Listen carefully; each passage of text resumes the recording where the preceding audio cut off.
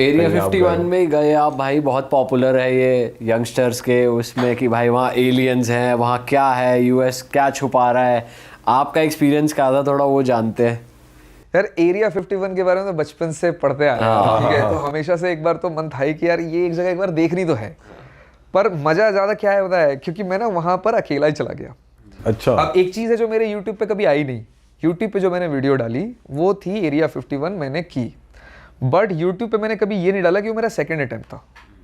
First attempt उसके एक दिन पहले मैंने किया था, जो पूरी तरीके से फेल हुआ था।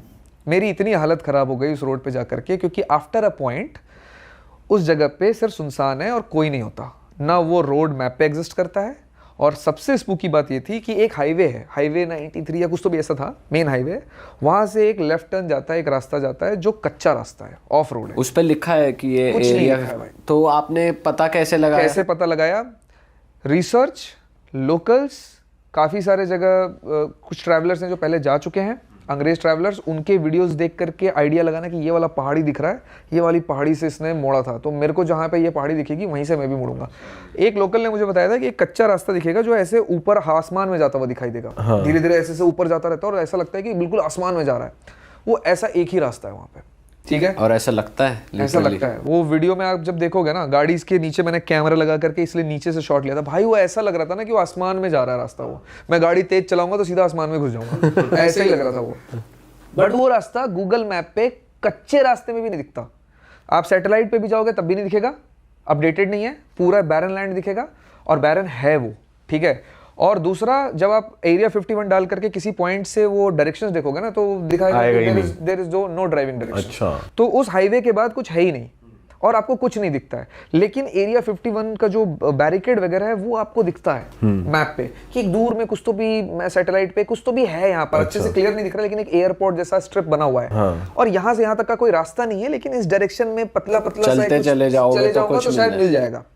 जिसने भी वो जगह ढूंढी थी ना भाई कि यहाँ पर ये बनाना है, भाई वो मास्टरमाइंड था, क्योंकि उससे बैरन लैंड नहीं देखा मैंने आज तक। पर सबसे स्पूकी बात थी जब मैंने गाड़ी हाईवे से उस रोड पे उतारी, तो जो ब्लू डॉट होता है ना आपके जीपीएस का, हाँ, वो मेरे साथ आया ही नहीं। और ब्लू डॉट ना कभी भी आपका जगह आपका साथ नहीं छोड़ता है, ऑफलाइन भी चलता है वो, क्योंकि वो ऑफलाइन भी चलता है, क्योंकि वो इंटरनेट बेस्ड नहीं होता, वो इट्स अ डिवाइस। वो डिवाइस जहां जहां ज्योग्राफी में होगा, वो सैटेलाइट पोजीशनिंग के हिसाब से वो वहां पर दिखेगा। हाँ। चाहे आपका मैप पीछे अपडेट हो रहा हो चाहे नहीं हो रहा हो, विदाउट इंटरनेट और विद इंटरनेट, पर वो ब्लू डॉट आपके साथ साथ ही चलता है। हाँ। भाई वो ब्लू डॉट ने उस हाईवे को छोड़ा ही नहीं, और ये मुझे 5-10 मिनट के बाद रियलाइज हुआ, ठीक है। 10 मिनट तक रियलाइज हुआ कि अरे इंटरनेट नहीं चल रहा, नहीं देख गया, आगे बढ़ जाएगा, हाँ आगे आ जाएगा, थोड़ी देर में आ जाएगा। 10-15 मिनट के बाद मैं 70-75 की स्पीड पे चल रहा था, तो वो हो गया होगा 5-7 किलोमीटर। 5-7 किलोमीटर के बाद देख रहा हूँ मेरा मैप ना यूं गोल गोल घूम रहा है। हाँ। तो मुझे लगा ये क्या हो रहा है, गोल गोल क्यों घूम रहा है। तो मैं थोड़ा रुक करके देखा, फिर मेरे को रियलाइज हुआ कि यार ये ब्लू डॉट तो मेरे साथ आया ही नहीं। तो अगर मेरे को यहाँ पर कुछ हो जाए तो लोग ज्यादा ज्यादा क्या ढूंढेंगे, यही देखेंगे ना कि भैया आखिरी जीपीएस लोकेशन पे जाता है, आखिरी जीपीएस लोकेशन तो मेरा वहां से तो मैं 7-8 किलोमीटर दूर हूँ, तो ढूंढ भी नहीं पाएंगे मुझे ये कभी, इतना बैरन लैंड में कि मैं गया किधर, इधर भी रोड है उधर भी रोड है, चारों तरफ प्लेन लैंड है, मैं गया किधर, किस डायरेक्शन में 8 किलोमीटर में हूँ, किसी को कैसे पता चलेगा। वहां पे मेरी थोड़ी हालत खराब हो गई, ठीक है। और उसके बाद भी मैंने अपने आप से फाइट किया, अपनी एंग्जाइटी से थोड़ा फाइट करते हुए 5-7 किलोमीटर और गया, उसके बाद मैंने गिव अप कर दिया, क्योंकि आगे कुछ दिख ही नहीं रहा है, पता ही नहीं चल रहा कहाँ जा रहा हूँ, कुछ है ही नहीं, सिर्फ पहाड़ पहाड़ दिख रहे हैं और आसमान में रोड दिख रहा है, वो खत्म ही नहीं हो रहा रोड। तो मैं वापस लौट गया, और वापस आकर के मैं वेगस के बगल में वो हॉस्टल बड़ा आकर के दुखी सा बैठा था। मैं बोला यार छोड़ो यार, हटाओ, क्या कौन जान देने जाए, ठीक है एरिया 51 देख लेंगे, कभी किसी दोस्त के साथ आ जाएंगे, ऐसे प्लान कर लेंगे। फिर अगले दिन सो करके उठा, सो करके लगा कि यार नहीं यार करना चाहिए, एक बार और ट्राई करते हैं, एक लास्ट ट्राई करते हैं, ठीक है। उसके बाद पहुंचे, फिर से उस जगह तक पहुंचने में तक तो कोई दिक्कत नहीं हुई कि पहुंच गए।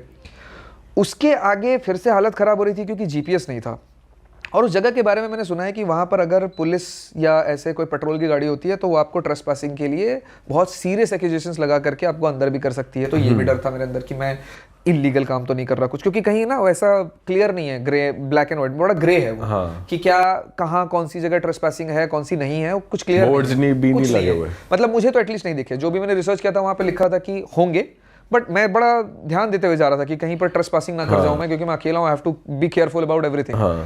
सो I was being careful and I could not see anything. And then इस चीज़ को दिमाग में रखते रखते रखते डरते हुए, सुनसान, नो नेटवर्क, कुछ हो गया तो पैदल चल के 50 किलोमीटर पीछे जाना पड़ेगा, गाड़ी धक्का भी अकेले नहीं लगा सकता, भारी गाड़ी है। तो क्या करूंगा, ये सब सोचते सोचते आगे बढ़ता हूँ। अचानक से क्या देखता हूँ कि एक रोड जो है ना एकदम से, मतलब मेरा ध्यान रोड पे था ही नहीं, मैं तो अपनी उधड़-बुन में लगा हुआ था कि भाई इधर क्या हो रहा है, उधर क्या हो रहा है। अचानक से एक झटका लगा मुझे। मैंने बोला झटका किस बात का लगा? फिर रियलाइज हुआ कि यार ये तो एकदम पेव्ड रोड आ गया।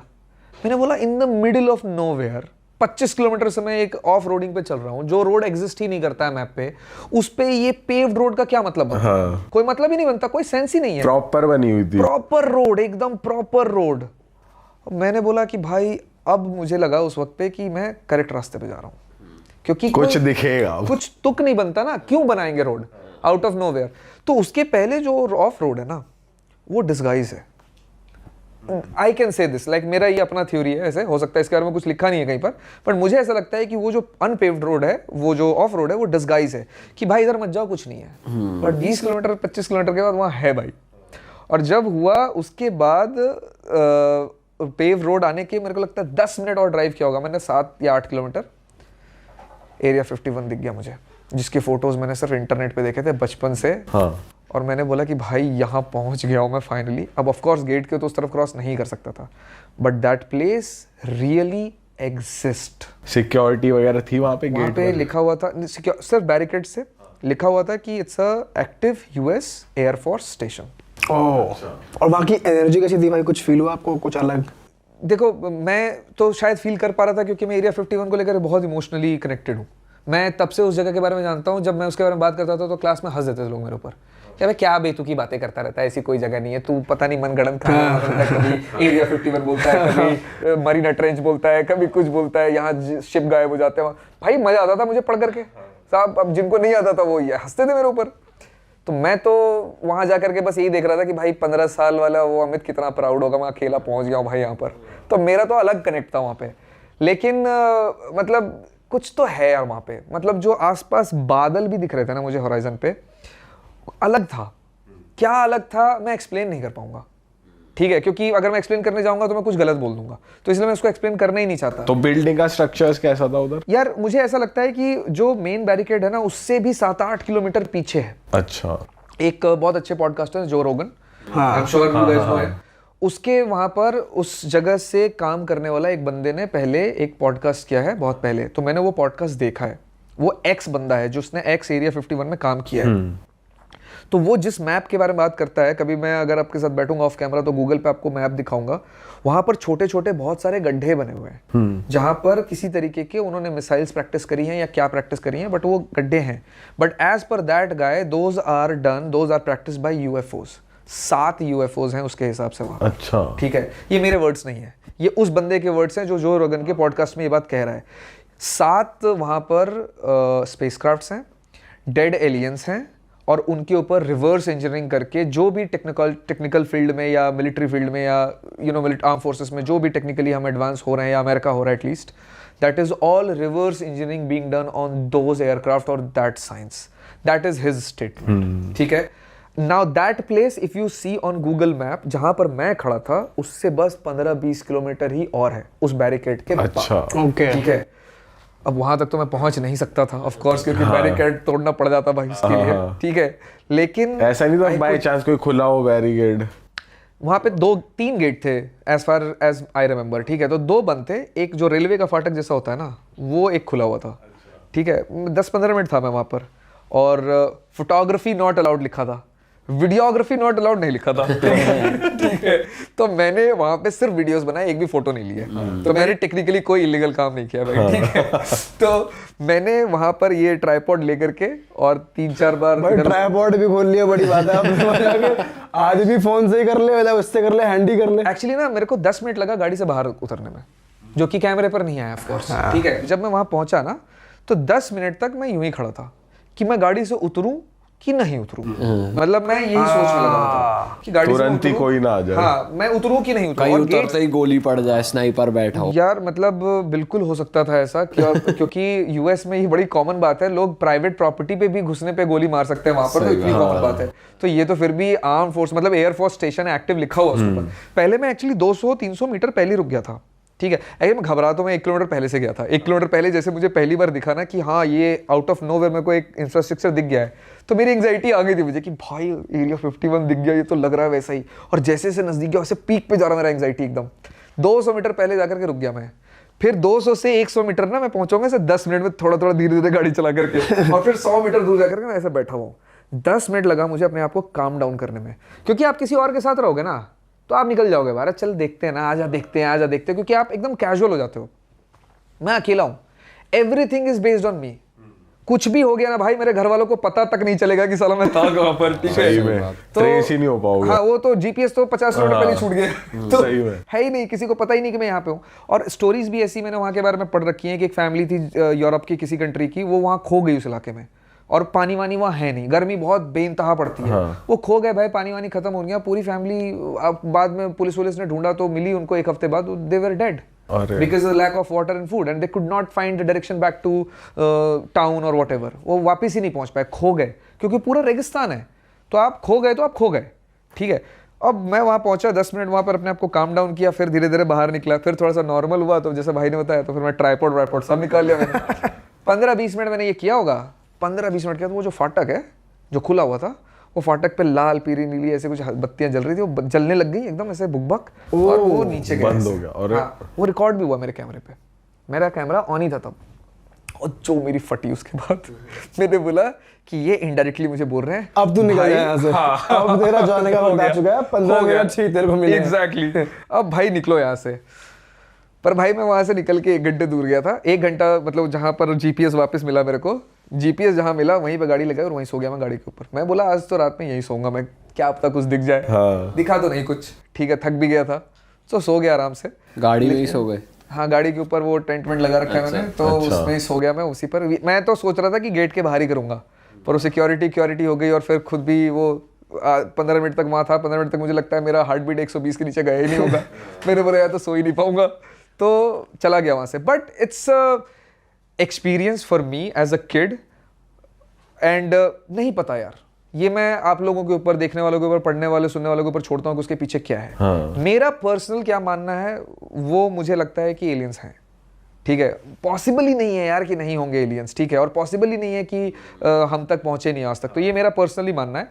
लेकिन क्या है नहीं है एग्जैक्टली वो मुझे नहीं पता, मेरा पर्सनली मानना है उसके पीछे ये एरिया जो इस एरिया के बारे में बोला जाता है कि एलियंस के ऊपर एग्जामिन किया जा रहा है, उनको रिसर्च की जा रही है, ये एग्जिस्ट करती है आपके हिसाब से, ये रियल है एकदम? आप जी, मुझे लगता है कि मतलब मेरी एक थ्योरी भी है इसके बारे में, कि अगर आप सुनना चाहोगे, इंटरेस्टेड हो तो मैं बता सकता हूँ। क्या थ्योरी है? कि एलियंस हैं but politicians is not telling us.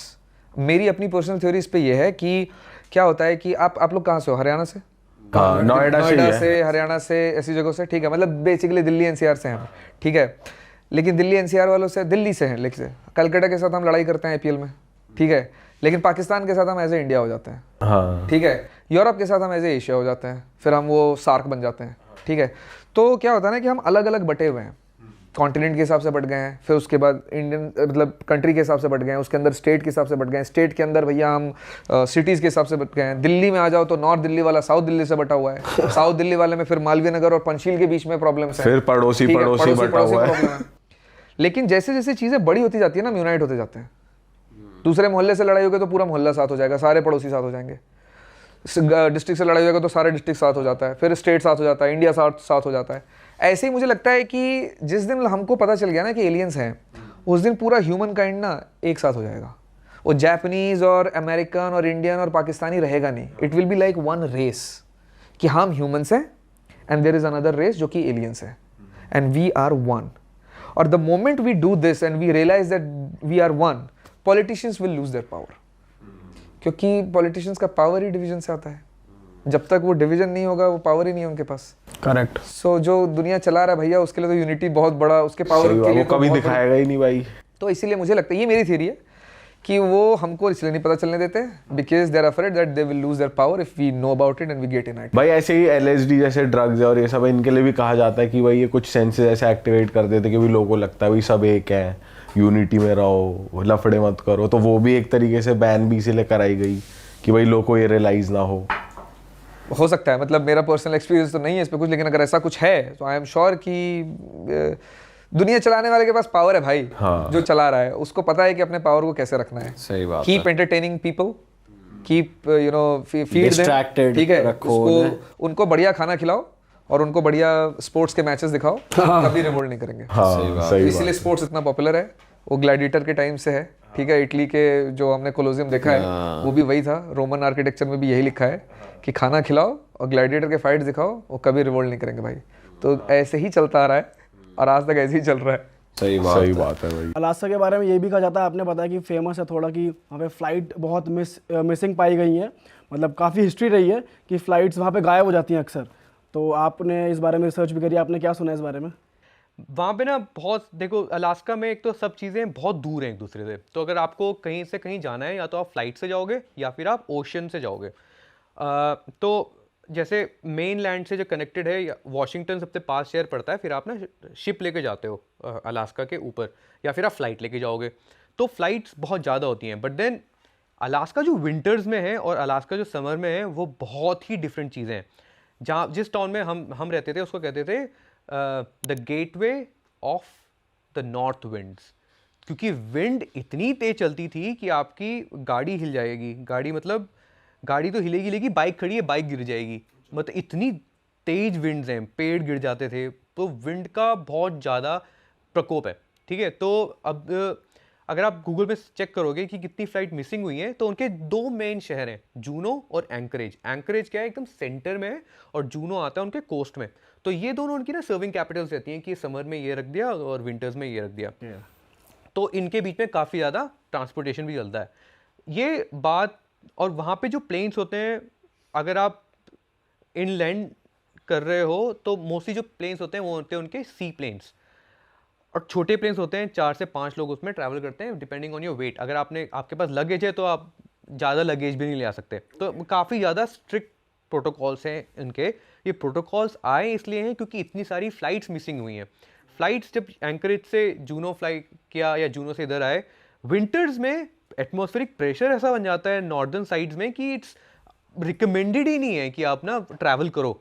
अब तो वो रिकमेंड करते हैं कि इससे अच्छा आप शिप लेके आ जाओ ओशन, क्योंकि कभी जमता नहीं है। कितनी ही ठंड हो जाए, पूरे मेन लैंड में एकदम बर्फ़ गिरी हुई है, लेकिन ओशन कभी जमेगा नहीं। तो इट्स बेटर आप ओशन से शिप लेके आ जाओ, बट फ्लाई मत करो, क्योंकि फ्लाई करने में इतना ज़्यादा एटमॉस्फेरिक टेम्परेचर चेंज हो रहा है एक पास से दूसरे पास जाने में ही, कि बहुत ज़्यादा ना, मतलब रिस्क है, बहुत बड़ा रिस्क है। फ्लाइंग को कहते हैं कि इट्स द ईजीएस्ट मोड और the safest way to transport, but not in Alaska, it's not. वहाँ पे मिसिंग फ्लाइट्स इतनी ज़्यादा हैं।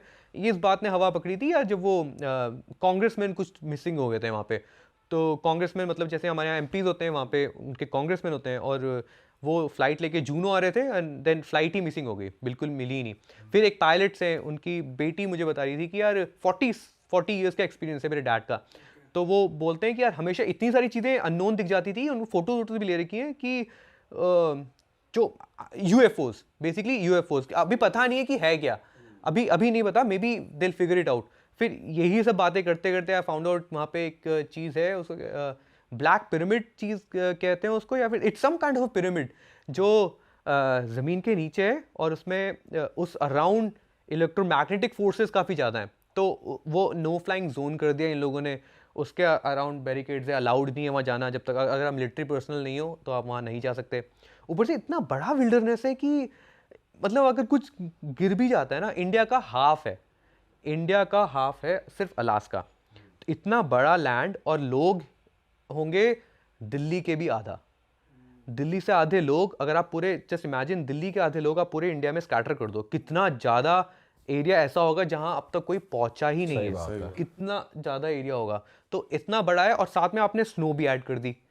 तो स्नो ऐड करने के बाद फिर कोई, मतलब मेरा लॉजिकल माइंड ये कहता है कि यार स्नो, मतलब कोई पहाड़, कोई प्लेन क्रैश हुआ, उसके बाद फिर बर्फ़ गिर गई, तो फिर तो वो अंदर ही रह गया ना, अनलेस वो उस साल का जो समर है वो ठीक ठाक हो और वो पूरी बर्फ़ पिघले। लेकिन वहाँ पे तो ग्लेशियर्स बन रहे हैं, अच्छे बढ़ रहे हैं, कुछ ग्लेशियर्स बढ़ रहे हैं। एक ऐसी जगह है दुनिया में, सब जगह ग्लेशियर्स कम हो रहे हैं, वाटर लेवल वहाँ कम पे हो रहा है। हाँ, वहाँ पे ग्लेशियर्स बढ़ रहे हैं, स्टिल बढ़ रहे हैं, कुछ कम भी हो रहे हैं। ऐसा नहीं है कि सारे ही बढ़ रहे हैं, बहुत सारे ग्लेशियर्स कम भी हो गए हैं। सारे जो पहाड़, जहाँ जो शहर में हम रहते हैं वहाँ पे, वो कभी 400 साल पहले बर्फ़ के अंदर हुआ करता था। अब वहाँ पे बर्फ़ नहीं है, सब खुल गया है, तो वो सारे सारे पहाड़ ना अब दिखना शुरू हो गए हैं। पहले ना सिर्फ ऐसे जैसे ग्लेशियर है, ग्लेशियर के ऊपर ऐसा लगेगा ये पत्थर है, एक रॉक है। अब जब वो ग्लेशियर पूरा पिघलेगा तो पता चलता है कि अरे ये तो पूरा पहाड़ है। अच्छा। तो वो ओशियंस ओशियंस बने हुए हैं वहाँ पे, सिर्फ आइस फील्ड्स के। और आप बता रहे थे वहाँ पे पहाड़ इतने अनटच्ड है कि आप कोई पहाड़ चढ़ गए तो नाम भी रख सकते हो उसका, वो क्या सीन है? भाई बस बहुत इतना सारा इतना बड़ा विल्डरनेस है कि बहुत सारे पहाड़ चढ़े हुए ही नहीं है। हिमालयस में हमारे यहाँ पे रूल है कि यार 6000 मीटर के अगर ऊपर का आप कोई पहाड़, या 6000 7000 मीटर के अगर ऊपर का आप पहाड़ चढ़ रहे हो, मुझे चेक करना पड़ेगा 6000 7000 है। 6000 तो शायद तब है कि अगर आपने एडवांस कोर्स करा हुआ है। तो 7000 मीटर से ऊपर का आपके पहाड़ चढ़ रहे हो इंडिया में स्पेसिफिकली, तो अगर वो क्लाइम्ड नहीं है और आप फर्स्ट आदमी हो चढ़ने के लिए, तो यू कैन नेम इट। आप उसको कुछ भी नाम दे सकते हो जो भी आपको पसंद है।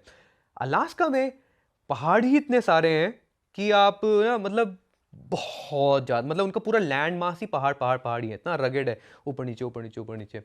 तो वहाँ आप पहाड़ चढ़े हो और आपको लगता है कि यार इसको नाम देना है, आप नाम दे दो। हाँ वो रजिस्ट्रेशन कराने का प्रोसेस फिर बहुत बड़ा है, बट आप मैप्स में तो नाम दे सकते हो and you can term it कि यार ये पॉइंट ये है, ये पॉइंट ये है। तो मतलब ना इतने इतने सारे पहाड़ और कोई चढ़ ही नहीं रखा है। और क्योंकि पहाड़ यार टफ भी हैं, मतलब एकदम रगेड हैं, जब बर्फ़ पिघलती है ना तो पूरे वो काले हो जाते हैं टॉप में। और काले जब हो जाते हैं तो फिर वो एक it's like just a slab of rock, एकदम खड़ी चट्टान रॉक है वो, सीधा पहाड़। आप फिर पूरा रोप्स चाहिए, इक्विपमेंट चाहिए उसको पूरा सबमिट करने के लिए, नहीं तो आप एक जगह पास तक तो आप पहुंच ही जाओगे।